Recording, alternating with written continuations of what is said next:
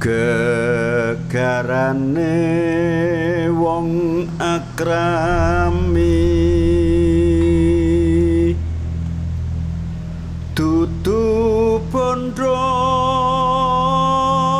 dudu rupa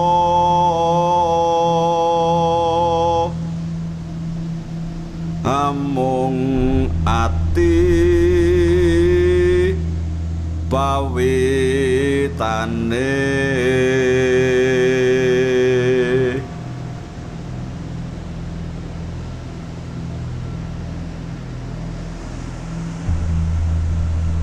luput pisan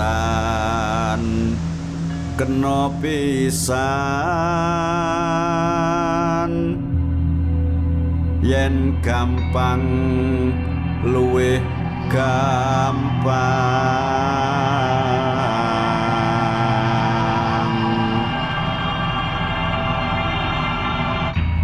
yen angel kelangkung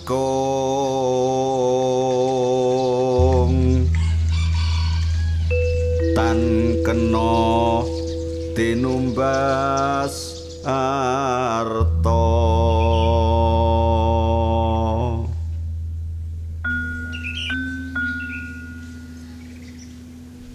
nyuwun ing ngarsaning Gusti pinaringan sih nugroho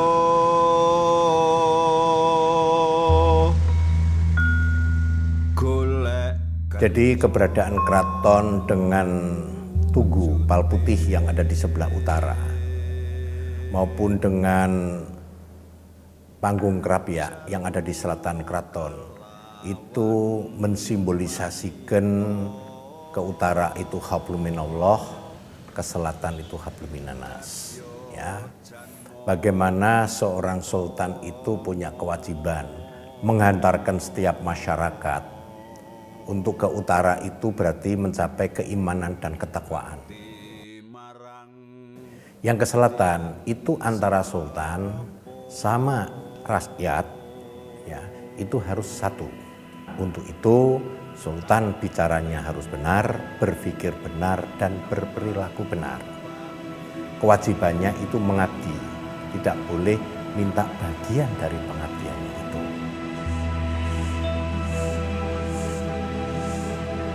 Para sultan itu selalu memelihara, ya, memelihara persatuan kesatuan antara pimpinan dengan bawahan, antara satu dengan yang lain, ya, antara manusia dengan yang maha kuasa. Jadi habluminallah dan habluminanasnya dijaga dengan baik. Dan ini bukan satu yang mengada-ada. Oleh karena para nenek moyang Sultan KB yang ke-10 ini itu sudah mempertahankan daerah istimewa Yogyakarta itu sedemikian rupa.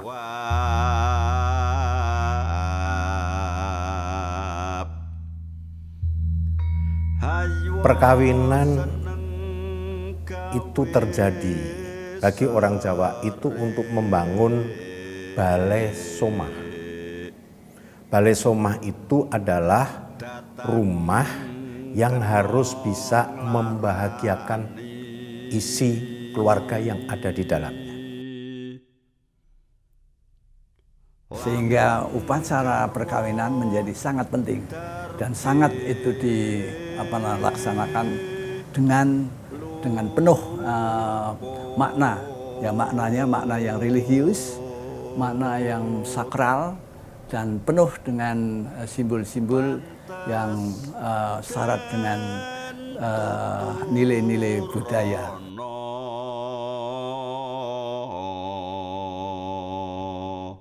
Sebetulnya bagi orang Jawa ya, pernikahan itu secara universal sama. Di mana di keraton punya tradisi sendiri. Hanya pada aspek kulit, bukan isi, itu yang berbeda. Karena perkawinan merupakan salah satu bagian tradisi yang memegang peran penting dalam kerajaan, dalam keraton, karena akan melahirkan proses suksesi dan regenerasi dari ya dinasti dan kerajaannya sendiri. Kami pun melakukan aktivitas perkawinan atau upacara yang lain ya sesuai tantangan zaman sekarang, tidak seperti yang lalu. Yang lalu tidak sesuai ya saya tinggalkan.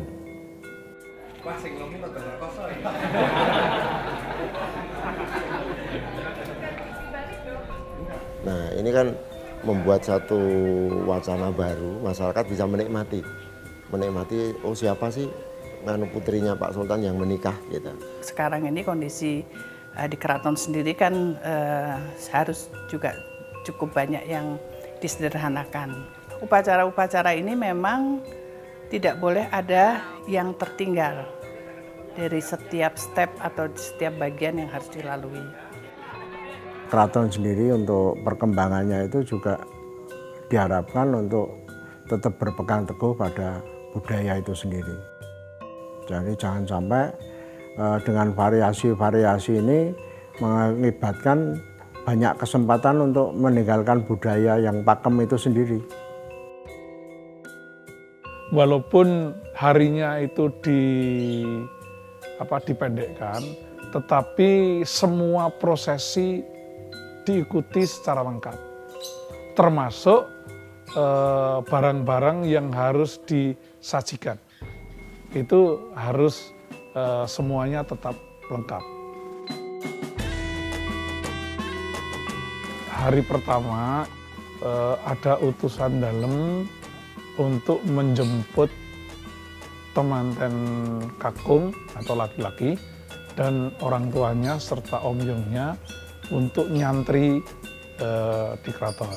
Artinya mulai saat itu mereka harus menginap di Kagungan Dalam Kasatriyan. Yang diutus ada 2 orang Bupati Nayaka dengan menggunakan kereta. Keretanya semua ada 3 dalam bentuk kus atau tertutup karena itu memang belum resmi menjadi menantu sultan, tetapi baru mau akan menjadi menantu sultan.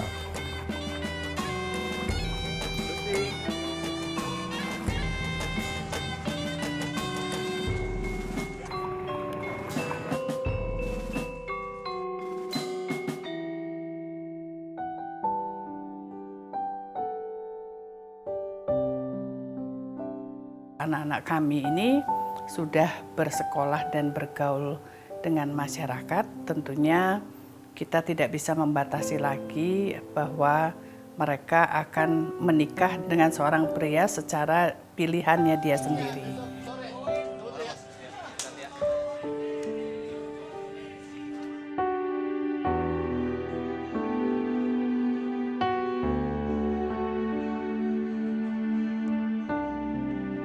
Dari zaman yang Rasulullah ke-9 itu sudah cukup terbuka karena menantunya beliau juga ada yang dari Minang, ada yang dari Batak, kemudian ada yang dari Kalimantan, ya kan, dari Sunda.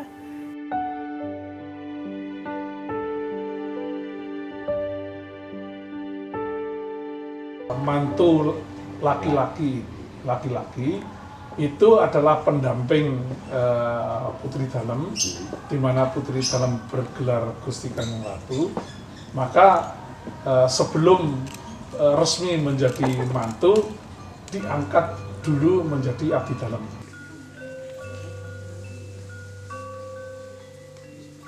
Sapuniki ingkang dados kersa dalem misuda calon mantu dalem ingkang asma sarta kalenggahane Ahmad Ubaidillah, sarjana ekonomi, Master of Science, kapundhut salajenge kapetedan dalem asma sarta kalenggahan enggal Yudha Negara. ternyata kenyataan kan mempelai itu bukan hanya berasal dari antar lingkungan dalam keraton saja, tetapi juga dengan luar keraton. Itu kan sudah suatu perwujudan demokrasi, itu bukan dalam pengertian monarki.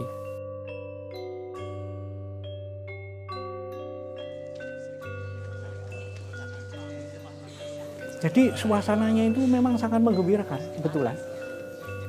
Dan Sultan memang sudah mempersiapkan untuk itu. Sehingga beberapa kebijakan dari Sultan itu nampak di situ nanti.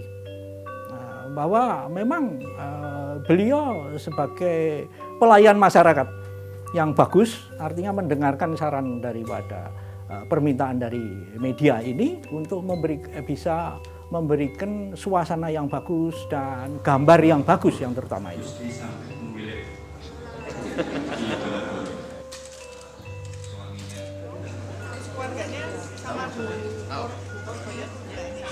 Hari ini memberi gelar kepada calon menantu dalam atau mantu dalam. Acara ini sebagai rangkaian prosesi pernikahan putri bungsu Sultan Hamengkubuwono X Gusti Raden Ajeng Nurasti Wirajeni. Ya, untuk mengetahui selengkapnya kita bergabung dengan Risa Karmi dari Yogyakarta. Ya Risa, silakan laporan Anda. Ya Gadisa, bila beberapa waktu yang lalu Kerajaan Inggris menggelar acara The Royal Wedding, nah pada bulan Oktober nanti Keraton Ngayogyakarta Adiningrat juga akan menggelar pernikahan kerajaan Putri Bungsu Sri Sultan Hamengkubuwono X. Rama ibu wosamekta gati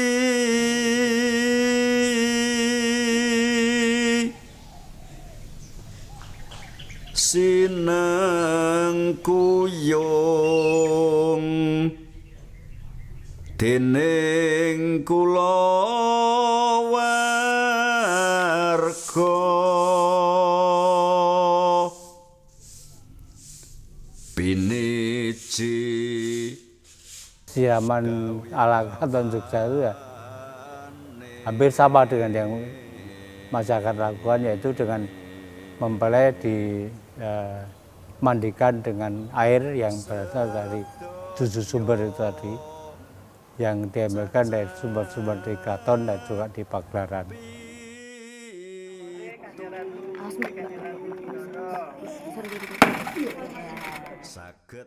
Bersamaan dengan siraman putri, diutus juga Gusti Kanjeng Ratu Maduretno untuk ke Kasatriyan membawa air 7 sumber yang akan dipakai untuk campuran siraman manten laki-laki.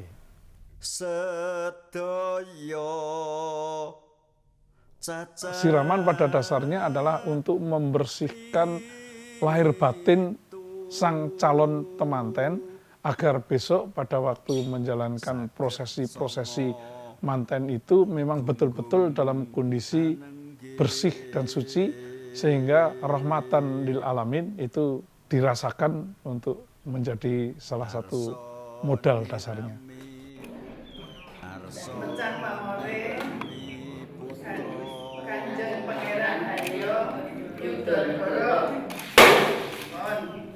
Masa Geni itu simbol dari pecah pamore, yaitu dari masa remaja menuju ke masa yang lebih dewasa. Setelah disirami, temanten putri kemudian dari tempat siraman dibawa ke bangsal Sekar Keratonan untuk dikerik. Karena kerik itu merupakan satu prosesi yang sangat menentukan. Kerik itu membuat dasar paes.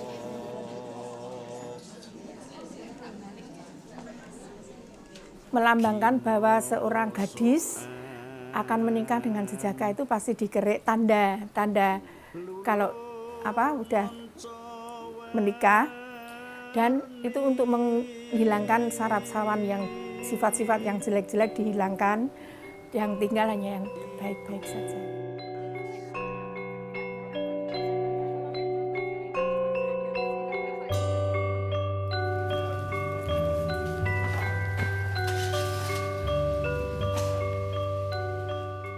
Kalau janur itu sepertinya semua orang mengartikan sama.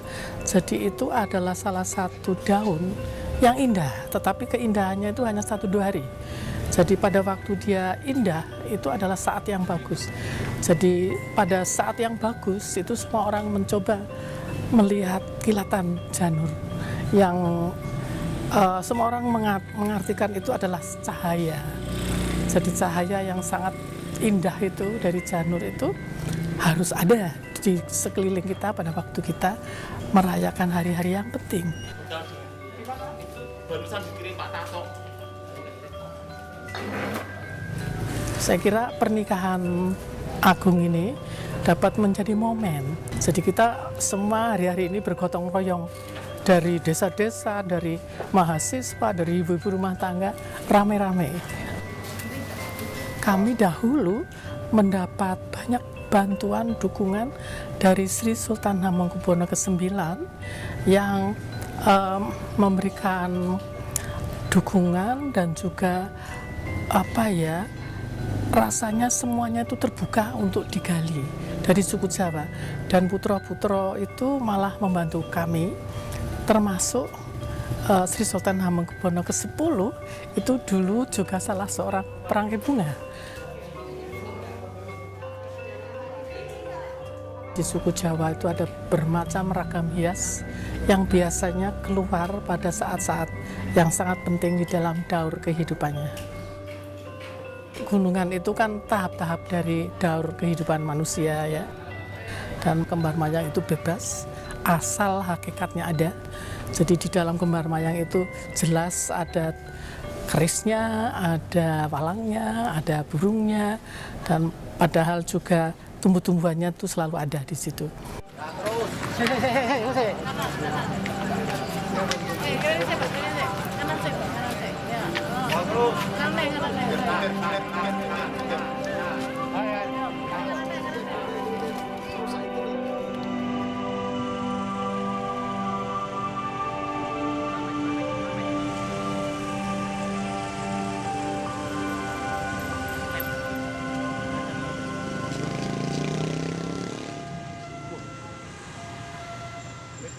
Ya, kita sholat dulu ya. Sembah, Ya. sembah.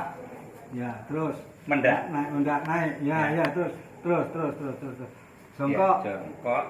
Iya. Nyembah, ya, terus. Yes. Ya. Yes.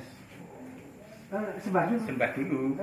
Pertama maknanya nyantri itu untuk menjemput calon mempelai pria ke dalam keraton, dan di dalam keraton itu diberikan aran-aran mengenai tata upacara di keraton, juga berbahasa keraton, juga bagaimana kehidupan di dalam keraton dan sebagainya. Ya. Sembah. Meripat kan Ratu. Mau jadi sekian derajat gini, ya. Terus turun lagi. Ya. Ini setinggi Sultan Dongganya. Untuk yang ini sangat mudah. Itu saya mengambil beberapa kesimpulan dari itu karena besan ini sudah akrab, ya, sudah akrab dengan pihak temanten perempuan terutama, dan nampaknya temanten perempuan ini cukup sudah memberikan informasi yang cukup banyak kepada besan atau mertuanya ini. Iya, Bapak. Lagi ya?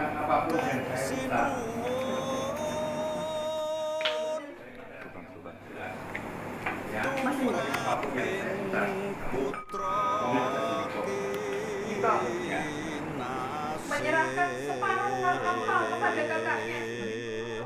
Baru sorenya itu ada acara tantingan. Itu tantingan itu setelah sholat maghrib itu semua pengantin putri dan unsur-unsur putri semua hadir di hadapan ngerso dalem. Nanti disaksikan oleh Kiai Raden Pengulu dan KUA. Secara formalitas si Sultan menanyakan kepada putrinya apakah sudah siap, benar-benar siap dan mau dinikahi oleh calon mempelai pria yaitu Kanjeng Pengen Haryo Yudonegoro. Nah, Gusti Kanjeng Ratu Bendoro hanya menyatakan sanggup gitu. Putra ingsun putri ingsun mundut kesanggeman lilo bakal ingsun dhawuhake kalian abdi ingsun Kanjeng Pangeran Haryo Yudonegoro. Apa sira wis mantep? Kemudian setelah itu menandatangani surat nikah. Itu adalah memperlihatkan beliau sosok seorang sultan.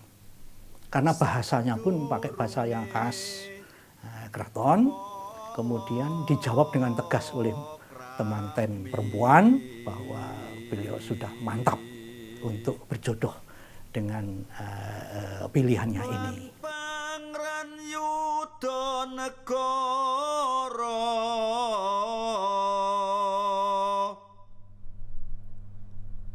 karya ganti laning ati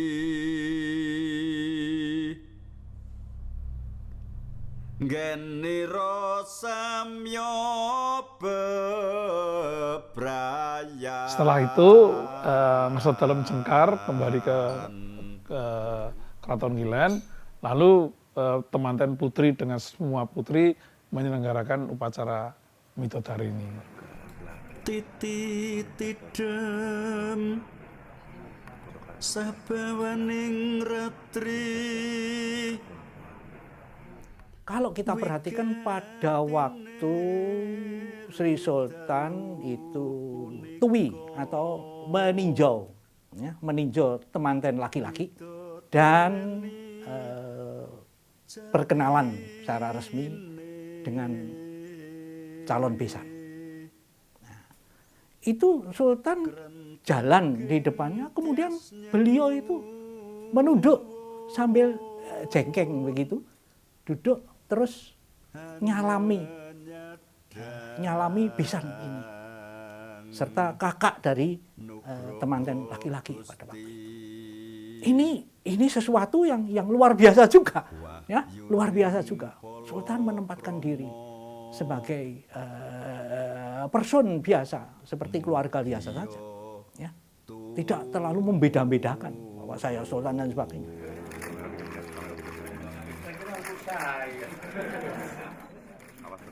Jadi bagi saya, penerus saya pun menjadi manusia yang modern.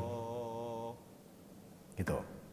Karena sebetulnya kehidupan orang di dalam keraton itu lebih dari 95% juga di luar, bergaul dengan masyarakatnya. Hanya ada upacara tertentu, dia melaksanakan upacara tertentu. Ya, yang kedua, dia punya kewajiban-kewajiban tertentu, menjaga aturan-aturan yang sudah ada, yang tidak mengganggu di dalam proses dia berbangsa dan bernegara. Tumuruning. Yang penting itu hanya pesowanan, dan bagi mempelai itu sebelum jam 12 tidak boleh tidur lebih dulu. Midodari ini itu prinsipnya adalah ya semacam mengharap kehadiran bidadari yang masuk di dalam tubuh sang pengantin. Iku jatining tutuh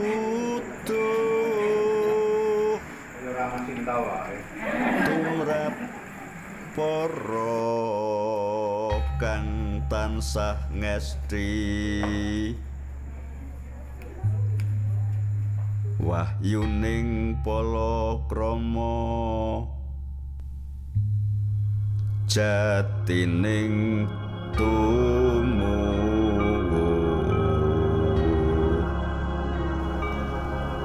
sami nyuwun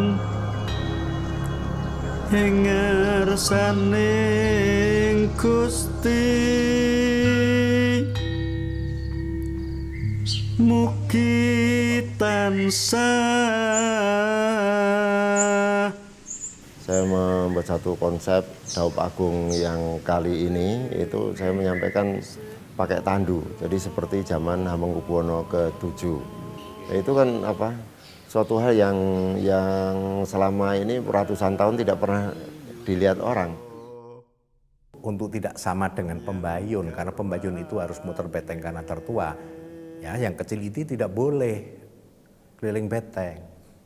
Nah, sehingga kembali ke HP7, di mana pada waktu resepsi beliau tidak hadir, tapi berada di kepatihan tempat Perdana Menteri, kan gitu. Bedanya kalau dulu zaman Kaping Piton, itu pengantin putri itu ditandu. Kemudian pengantin laki-laki naik kuda. Tapi kan kasihan, yang ngusung jaraknya kan jauh gitu. Jadi ya sudahlah, pakai kereta aja. Setelah dipikirkan bersama dengan Ngerso Dalem dan sebagainya, lebih baik memakai Kiai Jongwiyat. Kiai Jongwiyat ini dibuat pada tahun 1881 dari Den Haag, Belanda. Kereta ini sejak zaman Sri Sultan Hamengkubuwono ke-7 menjadi idola.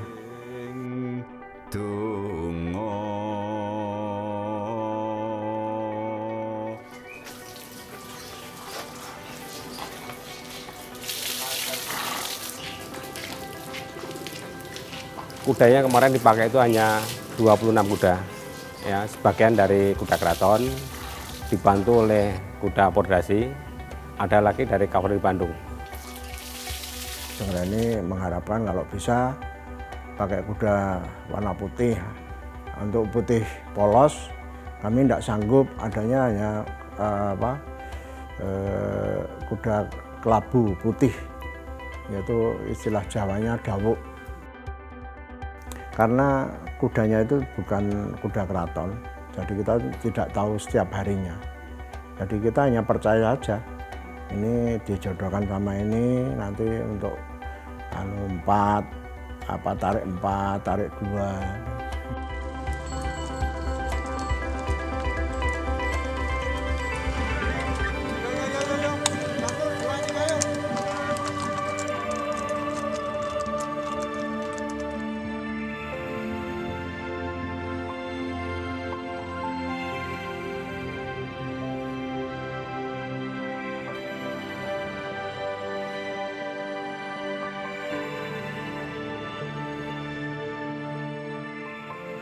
Keraton ini kan sekedar artefak, ya.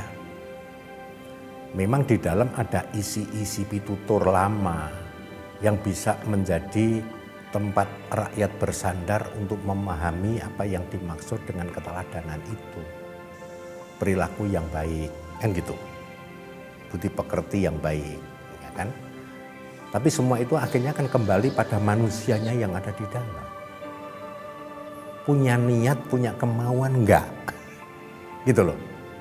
Apa yang ada, isi yang di dalam keraton itu menjadi perilaku manusianya juga yang ada di dalam keraton itu sendiri. Memancar keluar. Memancar keluar bukan orang lain melihat merasa jauh, tapi merasa dekat. Karena bisa mudah berdialog, berkomunikasi. Kemudian masyarakatnya masih mau tidak, sehingga untuk mengaktualisasikan seperti ini, upacara-upacara dalam kasanah budaya ini harus dua-duanya kita olah, kita saling adu rasa bagaimana sebaiknya ini. Keraton itu kan sumber peradaban, ya. Keraton sudah berbeda dengan dulu sebelum Republik ada. Keraton itu hanya penjaga, pelestari, dan pengembang budaya. Sultan Hamid ke-10 saya melihat beliau memiliki paradigma Yogyakarta perlu dikembangkan menjadi salah satu sumber untuk pengembangan budaya bangsa, budaya dan dunia ya. Masyarakat sudah mulai mencari, ingin tahu bagaimana identitas budaya mereka. Karena orang yang tidak tahu identitasnya sendiri, itu kan orang yang bagaimana itu nggak tahu identitasnya sendiri. Dengan demikian setelah mengetahui identitasnya sendiri, maka dia akan punya pertanggungjawaban moral untuk menjaga identitas itu agar tidak luntur, terutama oleh pengaruh masa modern ini. Wah, ayo coklatnya juga. 3, 4.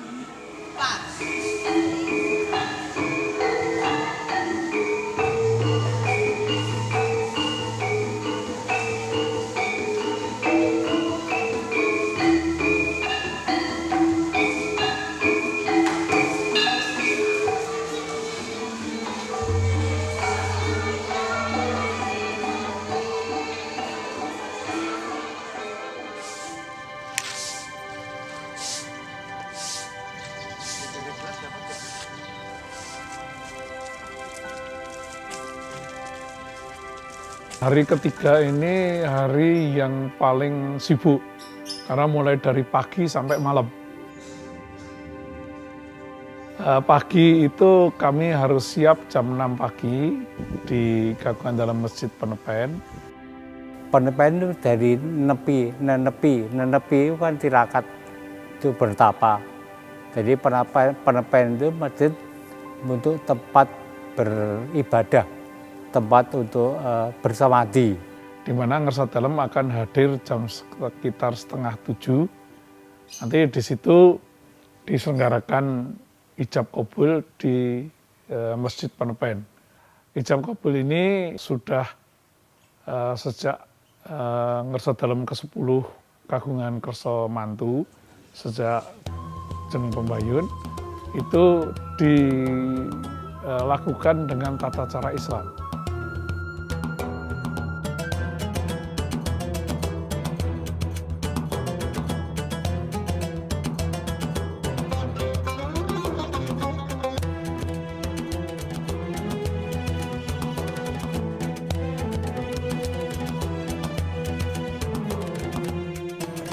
Abdi ingsun Kanjeng Pangeran Diponegoro.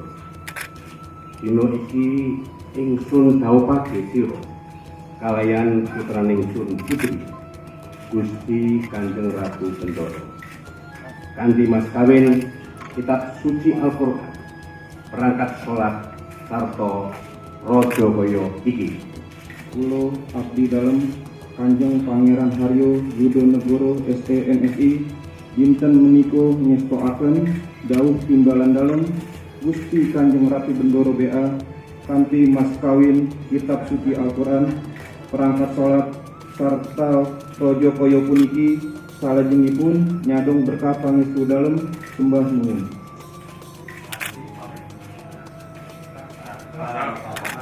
Sah.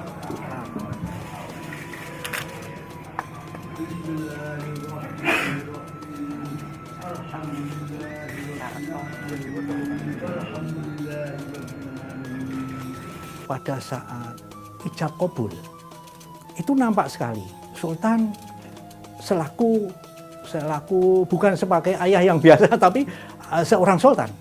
Nah itu nampak di situ dengan bahasa yang beliau kemukakan dan kemudian dijawab oleh pihak laki-laki.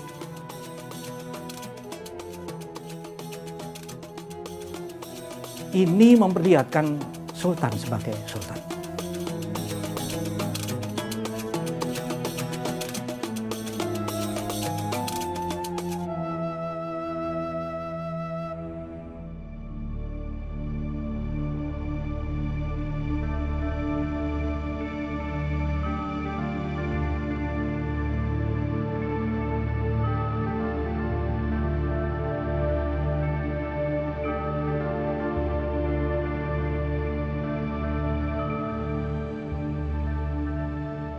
apa yang menjadi kekayaan keraton itu di dalam aspek peradaban.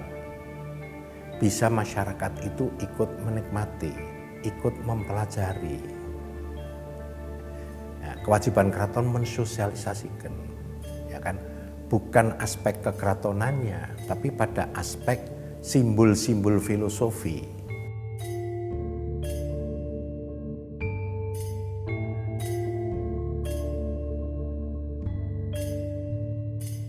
Motif Semen Rojo atau bercerita tentang persemaian yang terdiri dari unsur air, api, udara, dan tanah terlihat pada motif batik pada Semen Rojo ini. Hal demikian yang terangkai dan terdapat godo ataupun kebesaran daripada keraton ini berupa lambang Garuda yang terjalin dalam suatu rangkaian. Ini merupakan menceritakan satu kebesaran dan harapan agar manusia menjadi sebesar apapun manusia itu, dia akan mengayomi atau melindungi masyarakatnya. Itu semua adalah peninggalan dari HB7 dan semua ini adalah suatu karya agung, yaitu karya-karya leluhur daripada Keraton Yogyakarta yang berupa simbol-simbol yang agung, di mana leluhur mereka mempunyai pandangan yang luas yang dituangkan dalam satu kain. Nah, kita mereplika semirip mungkin, walaupun memang tidak mudah.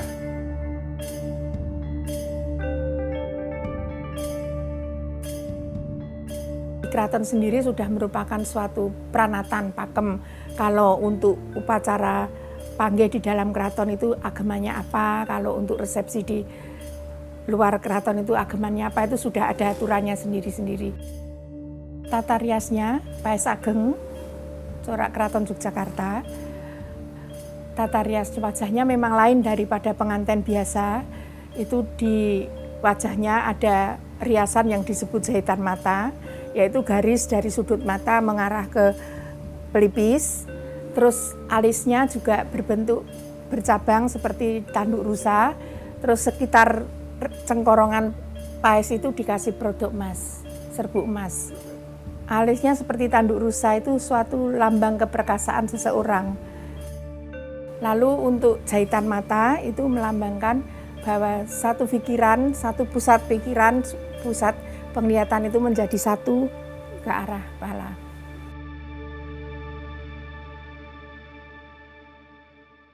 Itu pide. Tadinya dipide, rambut dipide, sesudah halus lalu dikasih prada-prada itu seperti serbuk emas yang ditempelin, digunting kira-kira setengah sentimeter, itu diletakkan di sisi-sisi cengkorongan itu, ditempelkan.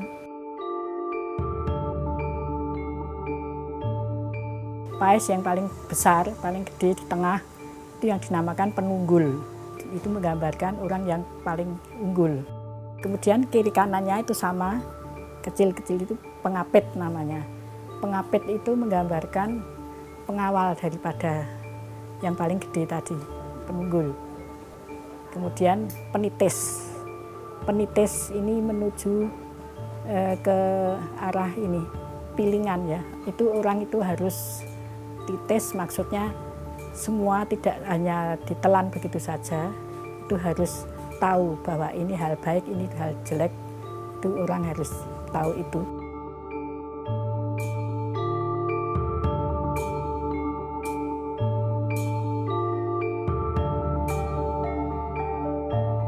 Untuk pengantin pria banyak mengacu ke Persia, maka dinamakan pasya Persi. Namanya basahan, perbedaannya di situ ada putih, ada biru. Untuk putra raja atau putra mahkota itu memakai kuluk biru. Kalau tadi putih, itu menandakan bahwa pengantin kakung itu menantu dalem. Menantu dalem itu kuluknya putih, kalau putra dalem yang kakung kuluknya biru. Kalung susun 3, ya, kalungnya susun 3, itu bentuknya wulan tumanggal. Seperti bulan. Rambut panjang itu zaman dulu itu kan pria-pria rambutnya panjang-panjang itu diikat menjadi satu terus dikasih petat sama pentul. Itu hanya hiasan saja. Dan kalau mantu dalem nanti berdirinya di sebelah kiri.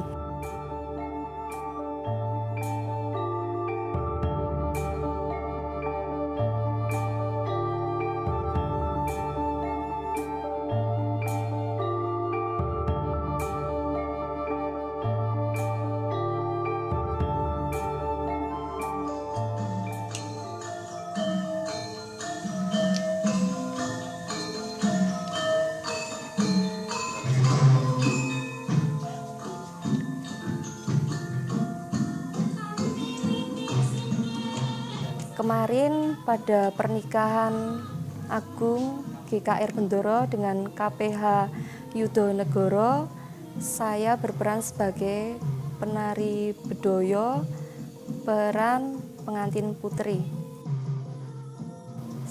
Jujur sebagai masyarakat tari klasik, tentu hal itu luar biasa kalau kita bisa ikut berperan di dalamnya. Bedoyo manten itu kan sudah pakem ya, jadi sudah bukan dibakukan tapi sudah diperpendek jadi setengah jam. Nah, di situ kebetulan untuk tari klasik gaya Yogyakarta itu sudah ada pakem-pakemnya, jadi relatif lebih mudah untuk dilakukan bagi orang-orang yang sudah terbiasa melakukannya. Yang paling sulit itu bagaimana kita berolah rasa, menyamakan rasa dengan tim yang 9 itu, 9 tapi 1. Menari saya lakukan dengan jiwa saya, dengan sepenuh jiwa, jadi saya lakukan yang terbaik yang saya bisa. Bagi saya itu persembahan saya juga, persembahan saya kepada masyarakat tari klasik gaya Yogyakarta.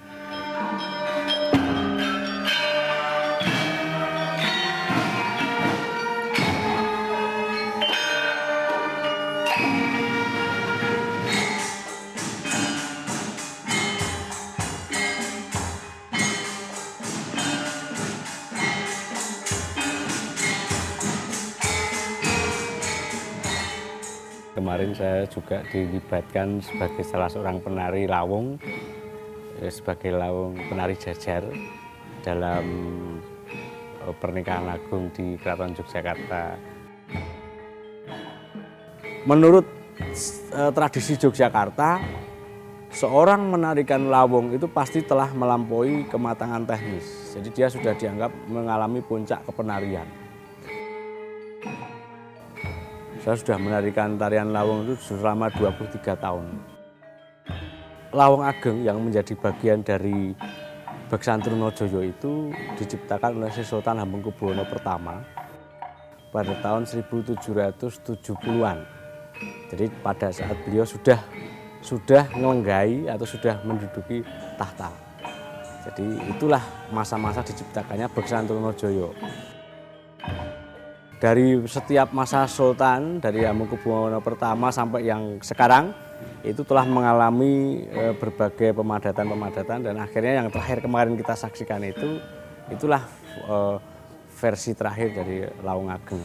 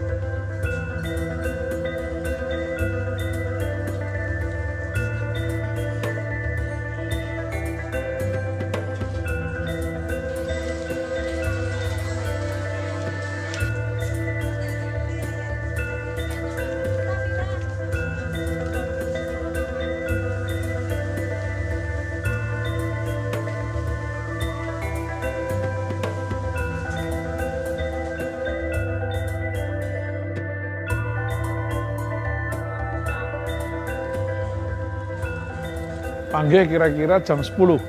Setelah jam 10 ngesot dalam lenggah di Bangsa Kencana beserta para tamu.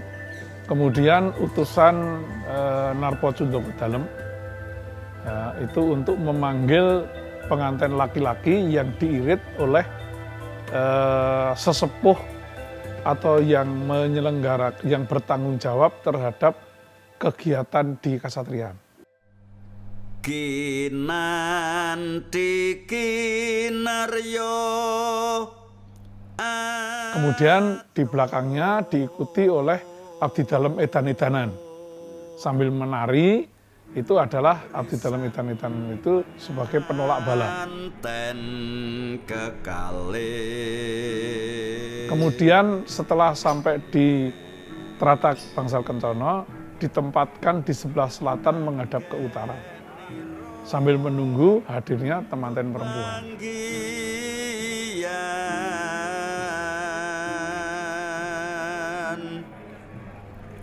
Hengarsaning risang aji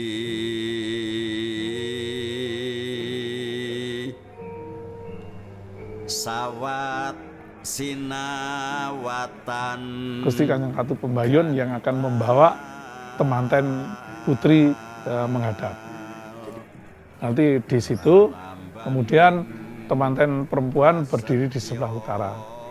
Nah, kalau nanti Ngesot Dalem sudah memberikan sanepo, terus dimulai balang-balangan gantal.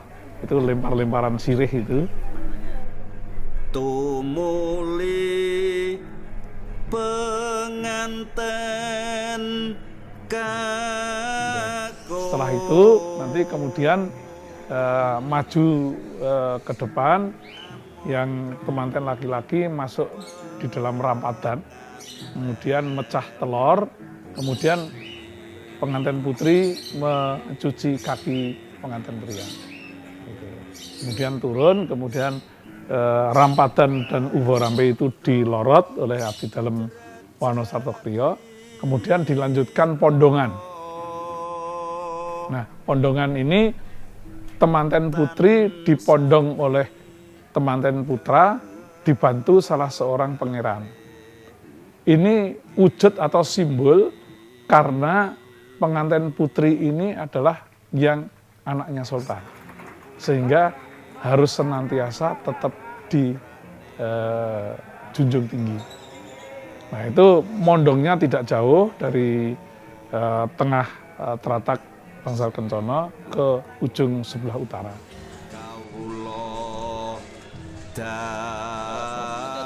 Kemudian nanti turun dari pondongan, kemudian gandeng koncan dengan manten laki-laki, di mana manten laki-laki juga di sebelah kirinya pengantin perempuan. Karena yang putra dalem adalah yang perempuan. Hengarsaning Gusti mugi tansah paring sih nugroho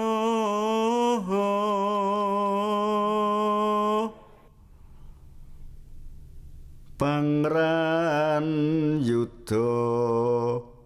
Jadi nanti dari Teratak Proboyekso di temanten sekalian dibawa ke Kasatriyan, langsung menuju ke Gedung Purworukmi.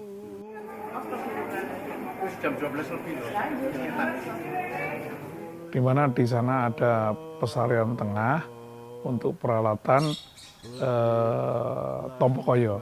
Tompokoyo ini sebagai simbol bahwa temanten laki-laki bertanggung jawab memberikan nafkah kepada sang istri. Jumbuh kang kinayo tinebihno. Dar kelima itu adalah pengantin laki-laki membuat kepelan nasi 3 biji yang kemudian diberikan kepada temanten putri untuk dimakan sebagai simbol bahwa temanten laki-laki siap mencukupi kebutuhan pangan keluarga. Nah, nanti setelah itu selesai semua, kemudian dilanjutkan dengan makan siang bersama-sama. Sambil menunggu waktu ganti pakaian untuk kemudian jam 3 itu persiapan untuk kirap. mijil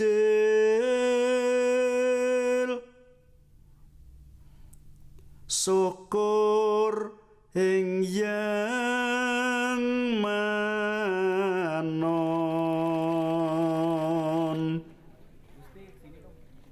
Apa yang terjadi pada Perkawinan Agung kemarin itu mencoba untuk merekam kembali ya tentang tatanan tradisi itu secara utuh untuk dijadikan sebuah ya sumber pedoman dalam pengembangan jadi penciptaan budaya dan peradaban baru di dalam masa era globalisasi. Jadi tahta untuk rakyat ini tahtanya untuk di rakyat dalam arti kembangan ya selain kemakmuran tapi juga tadi budayanya tadi ya.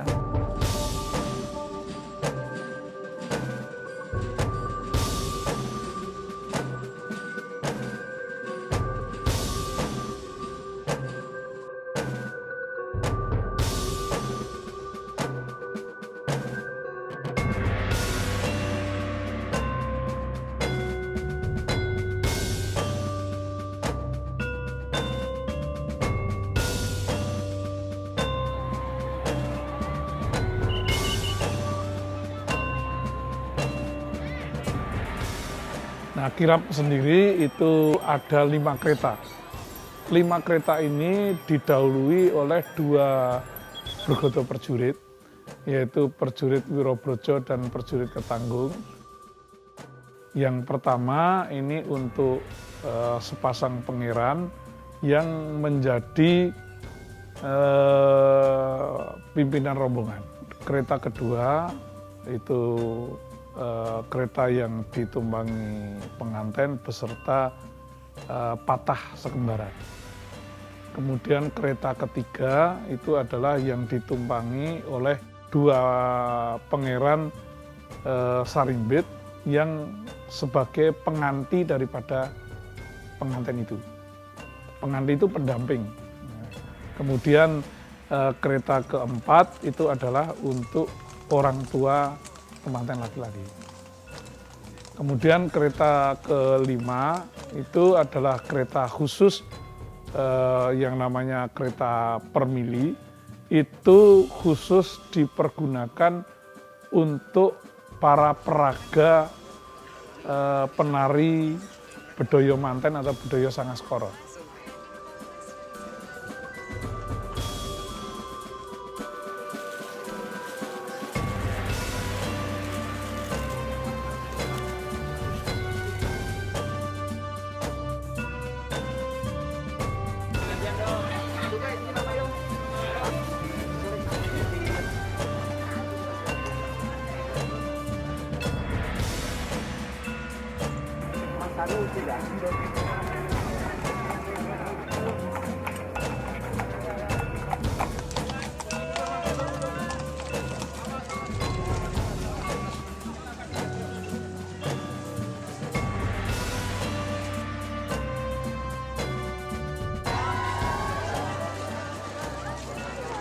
Intinya Ngersa Dalem pengennya ini Daup Agung itu untuk pesta rakyat ya.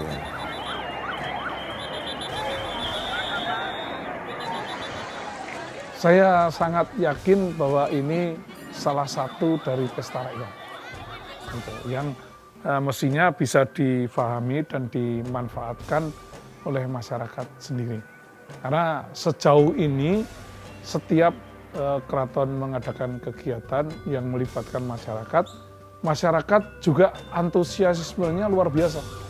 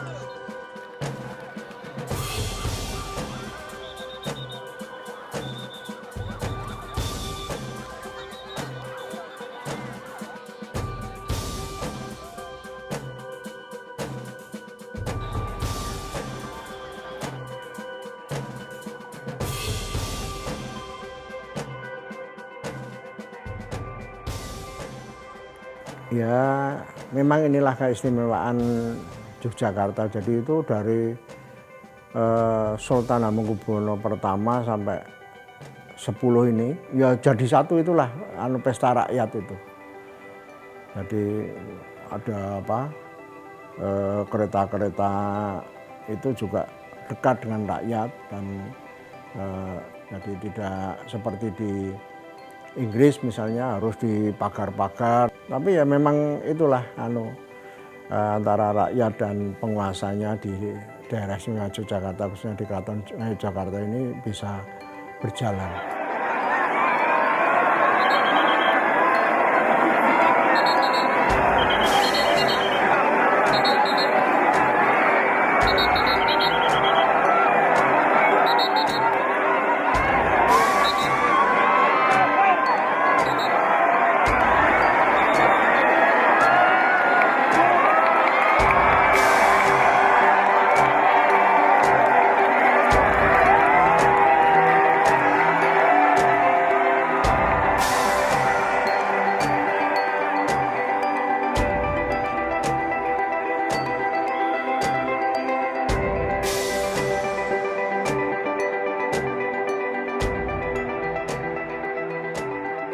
Kalau saya mengatakan terbukti, ya kan, bahwa aspirasi yang pernah mereka sampaikan, ya, bahwa mereka masyarakat itu juga ingin tahu, tidak hanya dari TV, ya, itu ya bagi saya akhirnya itu terbukti, gitu loh. Kalau sepi malah berarti antara aspirasi dengan fakta kan tidak sinkron, kan gitu.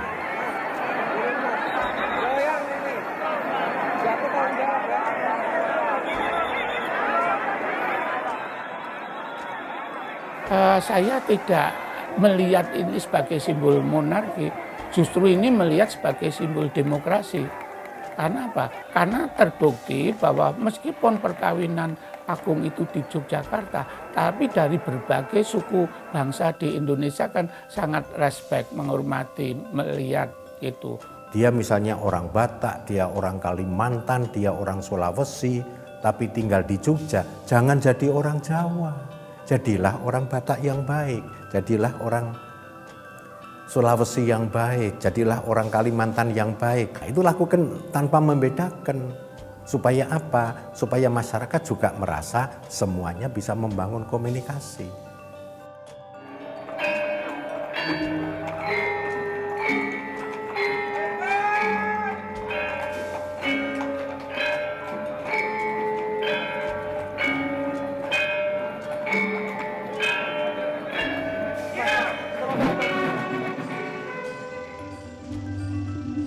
Penari Bedoyo itu kalau di keraton, mereka merupakan salah satu pusaka raja. Kalau kita berada di keraton untuk bedoyo-bedoyo ciptaan beliau waktu ke-10 itu menarinya juga di Teratak Bangsal Kencono, di atasnya. Jadi satu level dengan raja.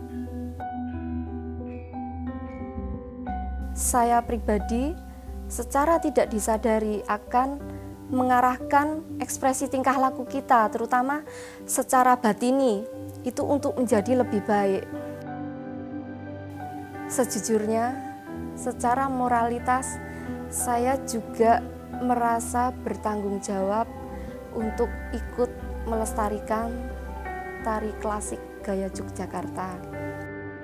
Saya merasa menari klasik itu saya menemukan kedamaian. Saya merasa jiwa saya menjadi tenang di situ.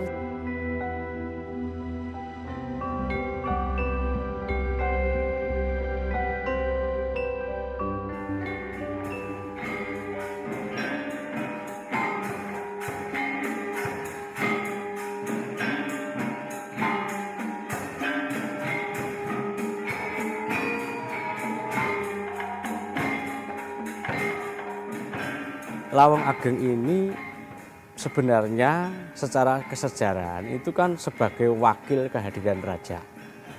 Jadi sebelum masa Sultan ke-9 yaitu Sultan itu tidak boleh hadir di dalam setiap resepsi pernikahan putrinya. Karena yang bertindak sebagai tuan rumah itu adalah pepatih dalem.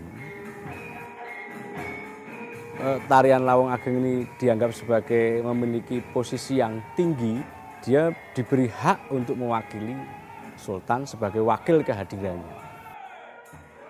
Jadi banyak sesuatu yang di dalam tari Lawang itu kalau dipelajari secara hakikat gitu, itu sebenarnya adalah ajaran budi pekerti, ajaran pendidikan seks yang membekali seorang yang akan menempuh hidup baru. Oleh karena itu, mengapa dia harus tampil di dalam sebuah pernikahan agung?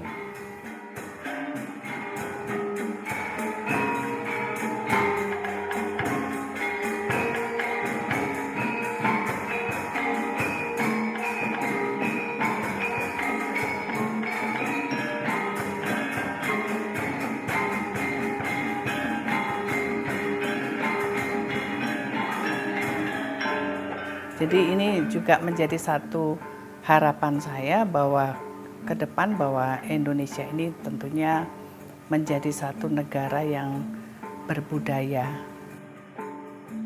Yang semestinya bangsa Indonesia ini tidak harus meniru baik itu dari Timur Tengah ataupun dari Amerika. Kita mempunyai budaya yang cukup kuat untuk ikut berkompetisi dengan negara lain. Wajib kakung mring garwa. Bagaimanapun saya, anak-anak saya tetap berpendidikan di luar. Berarti apa? Orang keraton mau berdialog dengan masyarakatnya. Berarti apa? Orang yang ada di dalam keraton berarti mestinya tahu denyut nadi aspirasi keadaan masyarakatnya. Jawab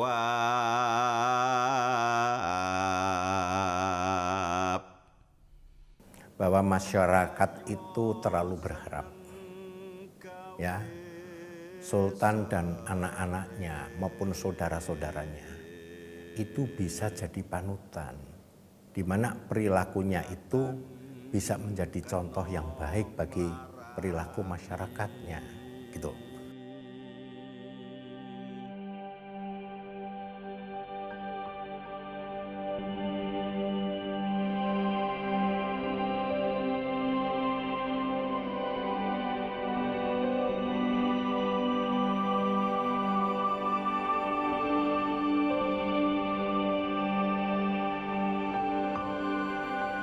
Kondisi 50 dan 100 tahun lagi, jelas masyarakat dan keraton pasti berubah. Ya, belum tentu bangunannya berubah, tapi pola pikirnya akan berubah. Ya, mungkin Indonesia ini sudah memasuki modernisasi dan industrialisasi. Sehingga harapan saya dengan masyarakat modern itu, toh masyarakat modern itu tetap memerlukan perlindungan, perlu ada garis merah apa yang dimaksud dengan etika dan moralitas.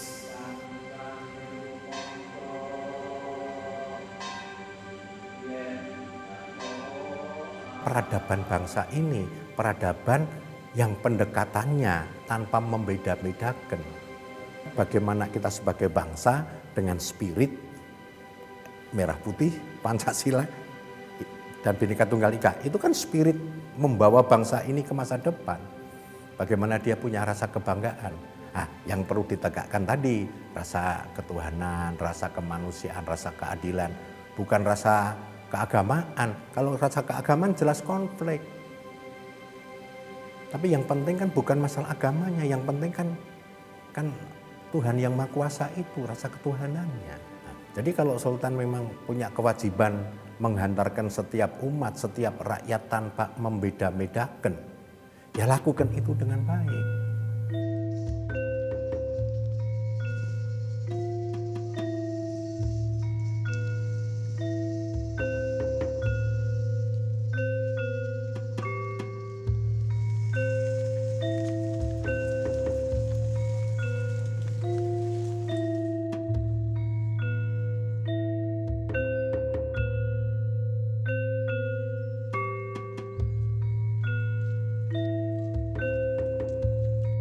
Kalau sultan sendiri membeda-bedakan antara agama satu dan yang lain, ya berarti menyimpang dari tata letak yang dimaksud dalam Hamayu Ayuning Bawono itu.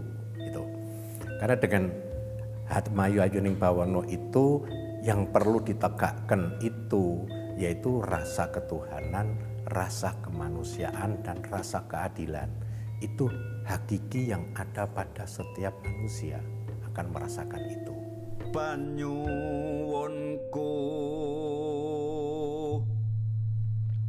konjo marang Gusti,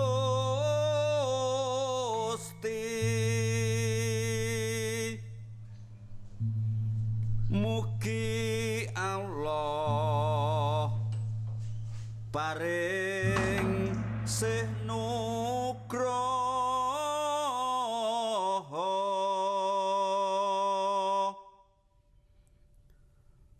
marang sira sekarone.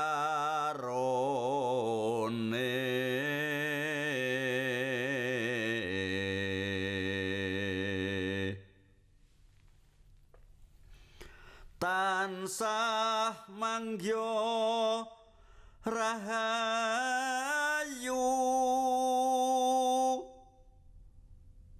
bagya mulya lair lan batin,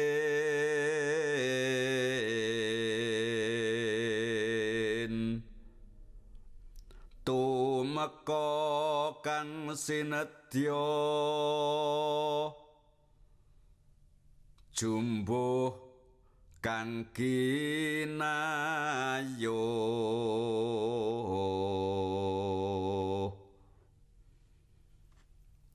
kadya mimi lan mintuna, mugi Allah enggal apeparing siwi soleh kelawan solihan.